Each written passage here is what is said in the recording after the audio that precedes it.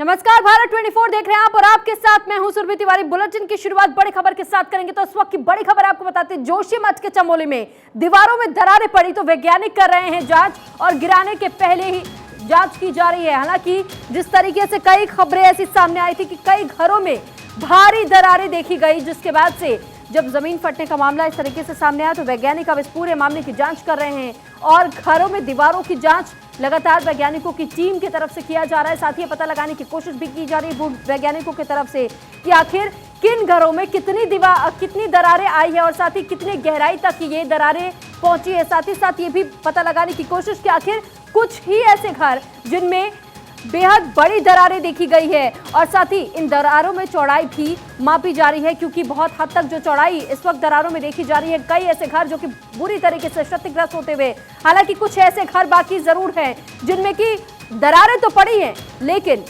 उनकी चौड़ाई काफी कम है। इसकी जानकारी जुटाने की कोशिश लगातार इन टीमों की तरफ से की जा रही है कि आखिर क्या कारण है मुख्य तौर पर जिस वजह से दरारें पड़ी है, क्योंकि एनटीपीसी की तरफ से इस बात का स्पष्टीकरण जारी किया और कहा गया था कि इससे हमारा कोई लेना देना नहीं है, हमारे पावर प्लांट की वजह से किसी प्रकार की कोई जोखिम नहीं है जोशीमठ में, और साथ ही ये दरारें हमारे पावर प्लांट की वजह से या हमारे पावर प्लांट के लिए जो सुरंग तैयार की जा रही है उसके वजह से नहीं हुई है, ये एनटीपीसी की तरफ से कहा गया था। और अब यही पता लगाने की कोशिश की जा रही है कि अगर एनटीपीसी का ये दावा है और ये कहा जा रहा है कि उनके परियोजना की वजह से नहीं आई है ये दरारें या जमीन नहीं खिसकी है, तो फिर आखिर वजह मुख्य तौर पर क्या है? क्योंकि वैज्ञानिकों की तरफ से 1936 के दौरान जिस वक्त एक रिपोर्ट जारी किया गया था उसमें दावा किया गया था कि 2050 में ही इस तरीके का भूदशाओं की तस्वीरें सामने आएंगी, लेकिन अब 2023 और इस प्रकार की तस्वीरें आप सभी के सामने। हम डिफरेंट एस्पेक्ट में असेस कर रहे हैं, जैसे जैसे इन्वायरमेंटल असेसमेंट भी कर रहे हैं, इकोलॉजिकल असेसमेंट भी कर रहे हैं, और उसमें हमारे पास जो है मल्टी डिसिप्लिनरी टीम है और डिफरेंट एस्पेक्ट में और डिफरेंट एरियाज हमने बांट रखे हैं, जिसके तहत कि वो टीम अलग अलग जगह पे भी काम कर रही है। और इन एस्पेक्ट को जब हम जो है एक प्रकार से डॉक्यूमेंट करेंगे तभी हम जो है आपको बता पाएंगे कि क्या इसका निकल रहा है। और इस बीच एक और बड़ी खबर आपको जोशीमठ से जुड़ी हुई दे देते हैं। आज जोशीमठ जाएंगे सीएम धाम में। आज से एक्सपर्ट कमेटी भी जांच करने जा रही है। होटल मलारी इन और माउंट व्यू तोड़ने का काम किया जाएगा। एक्सपर्ट टीम घरों के नुकसान का आकलन करेगी। हालांकि एक्सपर्ट टीम ये पता लगाने की कोशिश करे कि आखिर किन लोगों को सबसे ज्यादा नुकसान पहुंचा है, क्योंकि जिन लोगों के घर में क्षति सबसे ज्यादा देखी गई है उसी हिसाब से यह आकलन किया जाएगा, एक रिपोर्ट तैयार की जाएगी और उसके बाद उन तक राहत पहुंचाने का काम भी जारी रहेगा। हालांकि ये तस्वीरें लगातार हम आपको दिखा रहे हैं कई जगहों की, जिन घरों में दरार पड़ी उसके बाद से सीएम धामे भी पहुंचे और मुलाकात करती हुई ये तस्वीरें भी सामने आई। तो 26 जनवरी से ठीक पहले ही दिल्ली को दहलाने की बड़ी साजिश नाकाम कर दी गई है। भलसवा डेयरी में रेड के दौरान हैंड ग्रेनेड और हथियार भी बरामद किया गया। यूएपीए के तहत में गिरफ्तार किए गए 2 आरोपियों से जानकारी मिली और इसी आधार पर जब रेड की गई पुलिस की तरफ से इस बात का पता चला कि इन आरोपियों के ठहरने की जगह जो थी उसी घर के भीतर हथियार थे और साथ ही साथ हथियारों के साथ ही भारी मात्रा में बरामद किया गया गोला बारूद भी। और इस पर ज्यादा जानकारी के साथ आनंद कुमार हमारे साथ जुड़ चुके हैं। आनंद, जरा एक बार फिर से तस्वीर उस घर की दिखाइएगा जिस घर से हथियार और साथ ही हैंड ग्रेनेड बरामद किया गया, और उन आरोपियों से जुड़ी हुई क्या कोई और जानकारी भी है आपके पास? और जी, मैं आपको बता दूं, परसों ही दिल्ली पुलिस की स्पेशल सेल ने एक टारगेट किलिंग के मामले में 2 लोगों को गिरफ्तार किया था, जिसमें पहले का नाम जगवीर और दूसरे का नाम नौशाद था। दरअसल उनके ऊपर टारगेट किलिंग का आरोप के चलते पुलिस ने गिरफ्तार किया था, जिसके बाद उनसे पूछताछ की गई। पूछताछ के दौरान ये सामने आया है कि उन्होंने अपने घर पे 2 हैंड ग्रेनेड भी रखे हुए थे, जिसके बाद दिल्ली पुलिस की स्पेशल सेल को लेकर उनके घर पे आई। आप सामने देख सकते हैं, यही वो थाना भलसवा डेयरी के सामने घर है और घर में देख सकते हैं पुलिस आई थी, जांच पड़ताल की उन्होंने, उसके बाद उस घर को पूरी तरह से सील कर दिया गया है। मैं आपको दिखा दूं कि अगर आप इस घर की बात देखें तो बिल्कुल नॉर्मल तरीके से इसके सामने भी एक घर है जिसको वो इस वक्त खाली है। तो आप देख सकते हैं इन्होंने अपनी आइडेंटिटी छुपाने के लिए बिल्कुल डाउन टू अर्थ ऐसी जगह पे घर लिया था जिससे कोई भी उनके ऊपर शक ना कर सके। लेकिन जब पूछताछ में सामने आई चीज़ें कि उनके घर से 2 हैंड ग्रेनेड भी रखे हुए हैं, जिसके बाद पुलिस ने उनके घर से सुबह ही लेकर आई थी। इसका सीसीटीवी हमने आपको दिखा, हमारे चैनल पर लगातार उसको दिखा रहा है। सीसीटीवी में साफ देखा जा सकता है दिल्ली पुलिस सवेरे 4 बजे के लगभग उनको इस घर में लेकर आई और उसके बाद जांच पड़ताल की गई, छानबीन की गई, तो उसमें 2 हैंड ग्रेनेड, दरअसल सामने आप सीसीटीवी देख सकते हैं, सामने सीसीटीवी से वो सामने निकल कर आया है कि दिल्ली पुलिस उनको सुबह लेकर आई थी और उसके बाद जांच में वो लेके आई। पुलिस ने उनको कोर्ट में प्रोड्यूस किया, कोर्ट में प्रोड्यूस के बाद उनको 14 दिन की पुलिस रिमांड में दे दिया गया है और जो कि उनके पास से हैंड ग्रेनेड मिला है, तो इस मामले में पुलिस ने यूएपीए के तहत मामला दर्ज कर आगे की जांच कर रही है। ठीक है, लेकिन आनंद आपसे ये भी जरा इन आरोपियों के बारे में जानना चाहेंगे डिटेल में कि क्या ये आरोपी दिल्ली के ही रहने वाले थे या कहीं से इन्हें लाया गया था, क्योंकि पाकिस्तानी एंगल भी निकल करके सामने आ रहा है कि पड़ोसी देश के साथ भी इनके कुछ ताल्लुकात थे। तो क्या ये पड़ोसी देश से आए थे या फिर भारत में लंबे समय से ही छुपे हुए थे? जी, अगर बात करें, मेरे पीछे जो घर है वो दिसंबर में ही आया था। जगवीर की अगर बात करें तो वो खालिस्तानी बेस्ड आतंकवादी से कनेक्शन रखता है, और अगर बात करें नौशाद की तो वो पाकिस्तानी बेस्ड आतंकवादी संगठन से संबंध रखता है, जिसकी अभी तक पुलिस की पूछताछ में ये सामने आया है, जिसमें कि दोनों हमारे एंटी खालिस्तान और पाकिस्तान बेस्ड आतंकवादी संगठनों से कनेक्शन रखते हैं। जिसके बाद पुलिस अब इस मामले में आगे की जाँच कर रही है कि कौन इनके मुखबिर थे और कौन इनके सूत्र थे। तो लगातार इनको हेल्प कर रहे थे और हमारे बातचीत में या कहें हमारे पड़ोसियों से हमने बात की तो उसमें टारगेट बेस्ड एक वीडियो भी सामने आया है, जिसमें उन्होंने बताया है पुलिस के दोनों आरोपियों ने कि उन्होंने एक टारगेट किलिंग की थी, जिसमें उसका पहले गला दबाया गया था और उसको बाद में मारने के बाद, काटने के बाद उसको 2 अलग अलग जगह पे फेंक दिया गया था। तो पुलिस अब इस मामले को आगे तलाश रही है कि वो व्यक्ति कौन था जिसको टारगेट बेस्ड इन लोगों ने उसको किलिंग करी और उसके बाद उसका वीडियो बना के अपने हैंडलर ग्रुप जो कि पाकिस्तान में बैठे हुए थे उनको भी भेजा है। पुलिस ने उस वीडियो को रिकवर कर लिया है उनके फोन से और आगे की जांच कर रही है कि ये जी।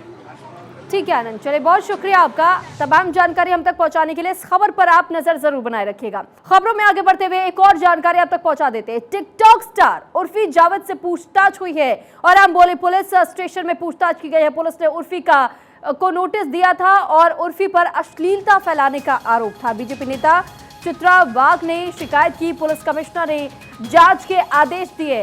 हालांकि फिलहाल यह अपडेट सामने आ रहा है कि अब इस वक्त पुलिस की पूछताछ खत्म हो चुकी है और उर्फी जावेद यहां से निकल चुकी है।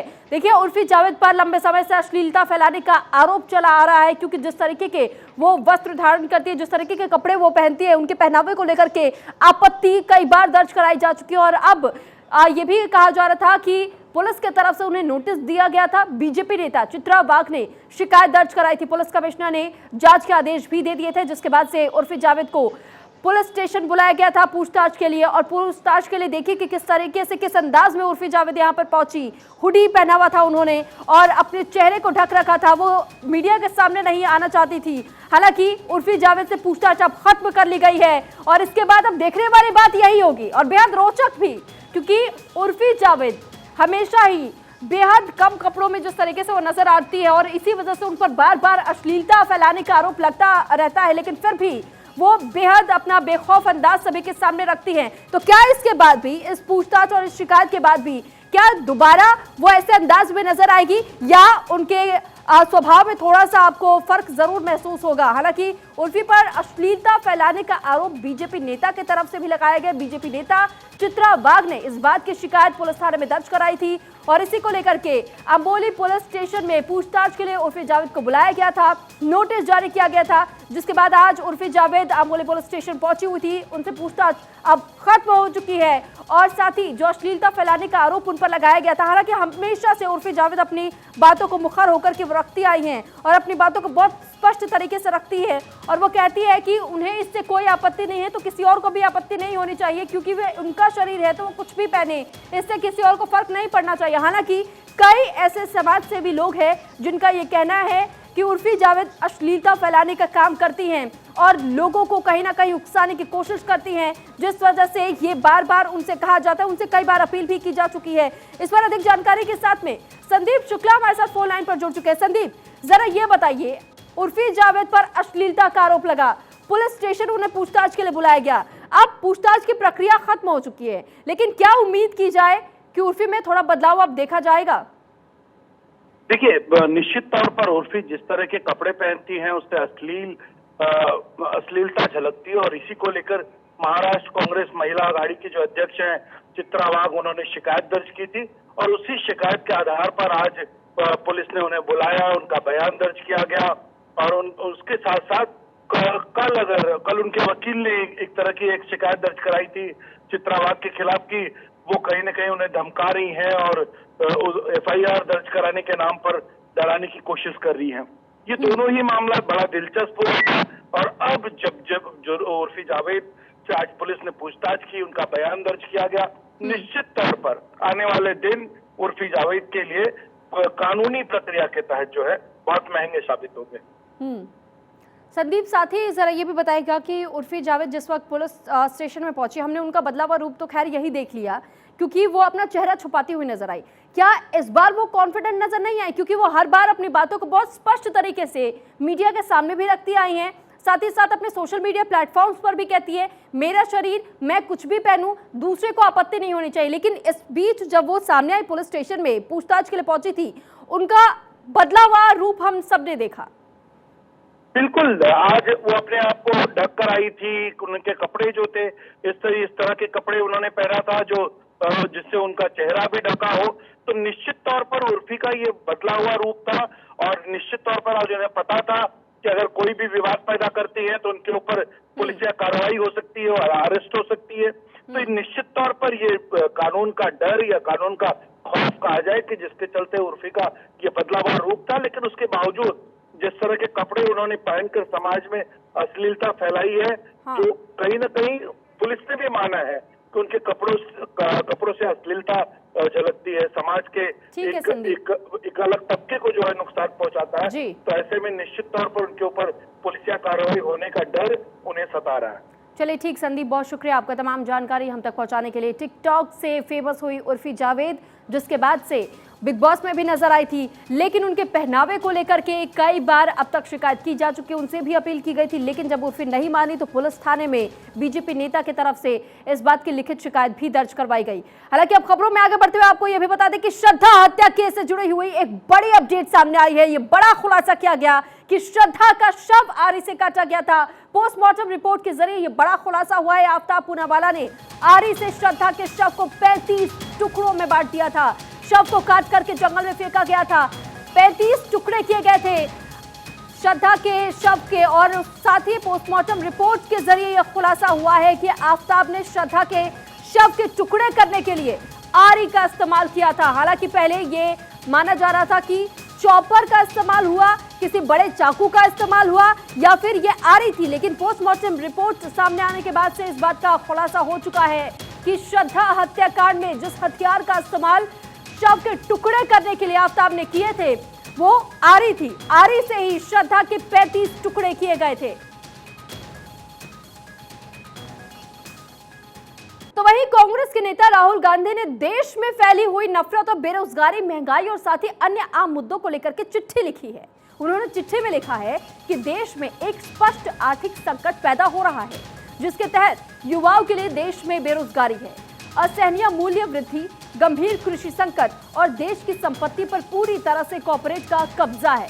उन्होंने ये भी लिखा कि लोग अपनी नौकरी होने के बारे में चिंतित है, उनकी आय और गिर रही है और उनके बेहतर भविष्य के सपने चकनाचूर हो रहे हैं और देश भर में निराशा और गहरी होती जा रही है। निराशा की गहरी भावना है। उनका ये संदेश अब पार्टी के हर घर तक पहुंचाएगी और कांग्रेस का ये कार्यक्रम 2 महीने तक होगा, जो कि देश के 2.5 लाख ग्राम पंचायतें, 6 लाख गांव और 10 लाख बूथ तक पहुंचाया जाएगा। लोगों तक अपना राजनीतिक संदेश पहुंचाने के लिए ये कांग्रेस का एक व्यापक आउटरीच कार्यक्रम है। राहुल ने जिस तरीके से डरो मत लिखा है इस खत में, देश में निराशा का माहौल है, ये राहुल गांधी की तरफ से कहा गया। हालांकि इस चिट्ठी में कई बातों का जिक्र उन्होंने किया, साथ ही साथ देश की संपत्ति को लेकर भी ये कहा कि कॉर्पोरेट का कब्जा बन चुका है। कांग्रेस का ये कार्यक्रम लगभग 2 महीनों तक चलेगा, जो देश के 2.5 लाख ग्राम पंचायतें, 6 लाख गांव और 10 लाख बूथ तक पहुंचाया जाएगा। लोगों तक अपना राजनीतिक संदेश पहुंचाने के लिए कांग्रेस का व्यापक आउटरीच कार्यक्रम माना जा रहा है। कांग्रेस के नेता राहुल गांधी ने देश में फैली हुई नफरत, बेरोजगारी, महंगाई और अन्य आम मुद्दों को लेकर के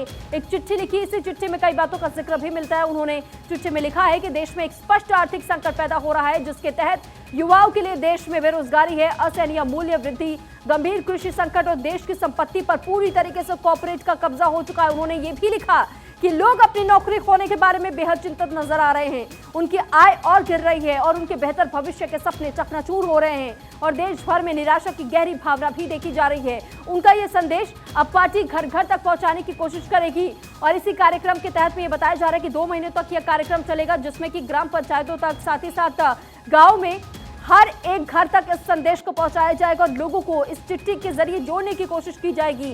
राजनीतिक संदेश पहुंचाने के लिए ये कांग्रेस का एक व्यापक आउटरीच कार्यक्रम भी माना जा रहा है। तो राहुल की चिट्ठी में क्या है हम आपको एक एक करके अभी बता रहे हैं और साथ ही बेरोजगारी के मुद्दा, साथ ही देश में फैली हुई नफरत, बेरोजगारी के मुद्दे के साथ में महंगाई और अन्य कई आम मुद्दों को लेकर के इस चिट्ठी में जिक्र किया गया राहुल गांधी की तरफ से।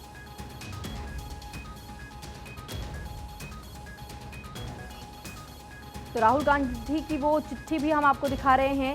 भारत जोड़ो यात्रा जहां पूरे देश भर में निकाली जा रही है, तो वहीं अब इस बीच राहुल गांधी द्वारा लिखी गई ये चिट्ठी सामने आई है और राहुल गांधी ने इस चिट्ठी में कई ऐसी बातों का जिक्र किया है जिसमें कि राहुल गांधी ये कह रहे हैं कि देश में तनाव का माहौल है।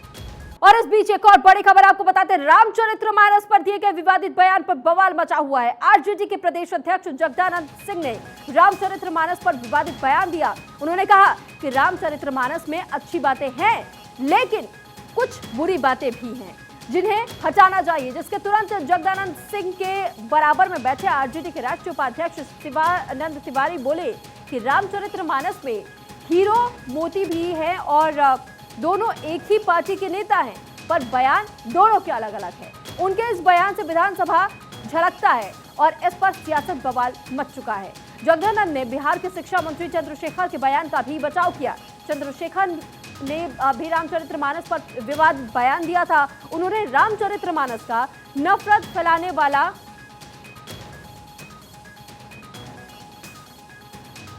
तो रामचरितमानस को लेकर के जिस तरीके से नफरत फैलाने वाला माहौल इसे बताया जा रहा है कि जिस श्लोक का जिक्र उन्होंने किया था और यह कहा था कि नफरत फैलाने की कोशिश है उसे भी हटाया जाना चाहिए, अब उनके समर्थन में कई लोग उतरते हुए भी नजर आ रहे हैं। तो बीजेपी के राष्ट्रीय अध्यक्ष जेपी नड्डा के छोटे बेटे की शादी 25 जनवरी को होगी और जेपी नड्डा की दूसरी बहू भी राजस्थान से ही होंगी। हरीश नड्डा की शादी जयपुर के होटल व्यवसायी रमाकांत शर्मा की बेटी रिद्धि से होगी। जयपुर में 3 दिन तक शादी कार्यक्रम चलेगा और शादी 25 जनवरी को होटल राजमहल पैलेस में होगी। इस शादी से जुड़ा रिसेप्शन 5 फरवरी को दिल्ली में संभव है। शादी में शामिल होने के लिए नड्डा फैमिली 24 जनवरी को जयपुर आएगी। बता दें कि 3 साल पहले ही जेपी नड्डा के बड़े बेटे गिरीश की शादी हनुमानगढ़ के जयाणी परिवार की बेटी से हुई थी। तो 25 जनवरी को जेपी नड्डा की बेटी की शादी है और जेपी नड्डा के छोटे बेटे की शादी 25 जनवरी को होनी है। जेपी नड्डा की दूसरी बहू भी राजस्थान की ही होंगी। ये कहा जा रहा है हरीश नड्डा की शादी जयपुर के होटल व्यवसायी रमाकांत शर्मा की बेटी रिद्धि से होने जा रही है।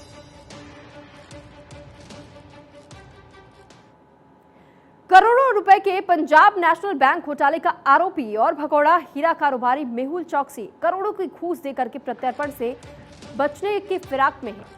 मेहुल चौकसी एंटीगुआ की पुलिस की मोटी घूस देकर के खुद को बचा रहा है। चौकसी 2 वजहों से पुलिस अफसरों को रिश्वत दे रहा है। पहली, उसे एंटीगुआ सरकार कहीं भारत के हवाले ना कर दे और दूसरी, उसे एंटीगुआ में तमाम सुविधाएं मिलती रहे। यह खुलासा एंटीगुआ बारबुडा के इन्वेस्टिगेटिव जर्नलिस्ट केनेथ रिजोक ने अपनी एक रिपोर्ट में की है। रिपोर्ट के मुताबिक मेहुल बेहद शातिर अपराधी हैं और वो ऐसी कई साजिशें रच रहा है जिससे कि वो भारत के हवाले किए जाने से बच सके। बता दें कि 14,500 करोड़ रुपए की पीएनबी घोटाले का आरोपी चौकसी जनवरी 2018 में विदेश भाग गया था। बाद में पता चला कि वो 2017 में ही एंटीगुआ बारबुडा की नागरिकता ले चुका था। पीएनबी घोटाले की जांच कर रही सीबीआई और ईडी जैसी एजेंसियां चौकसी के प्रत्यर्पण की कोशिशों में जुटी हुई हैं। मेहुल चौकसी खराब सेहत का हवाला देकर के भारत में पेशी पर आने से इनकार कर चुका है। कभी कभी वीडियो कॉन्फ्रेंसिंग के जरिए ही उसकी पेशी होती है। भारत में उसकी कई संपत्ति अभी जब्त की जा चुकी हैं और चौकसी के खिलाफ इंटरपोल का रेड कॉर्नर भी नोटिस है।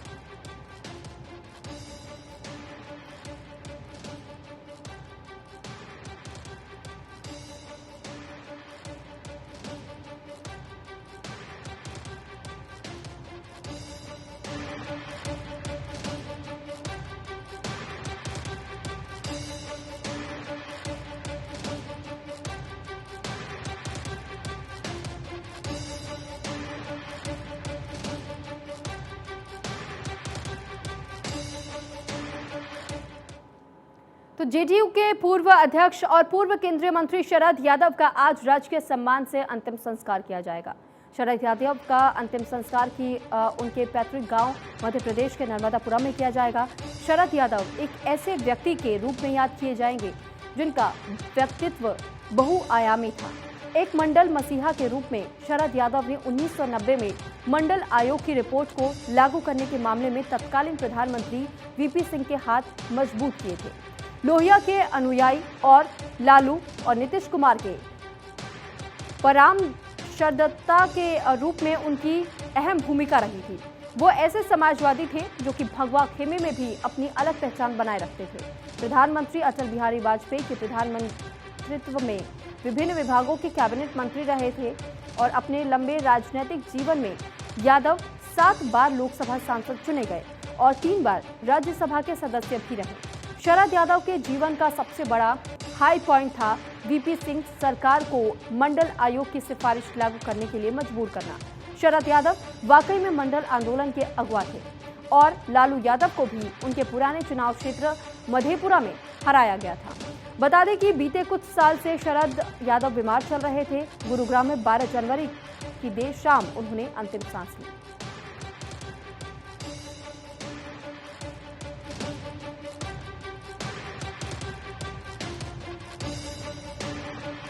तो आज पंचतत्व में विलीन हो जाएंगे मंडल के मसीहा शरद यादव। और शरद यादव को हर कोई बेहद करीब से राजनीतिक क्षेत्र में जानता है और यही वो मुख्य वजह है जिस वजह से राजनीतिक क्षेत्र में, राजनीतिक जगत में शोक की लहर दौड़ गई और हर कोई आज उन्हें नम्र आंखों से विदा कर रहा है।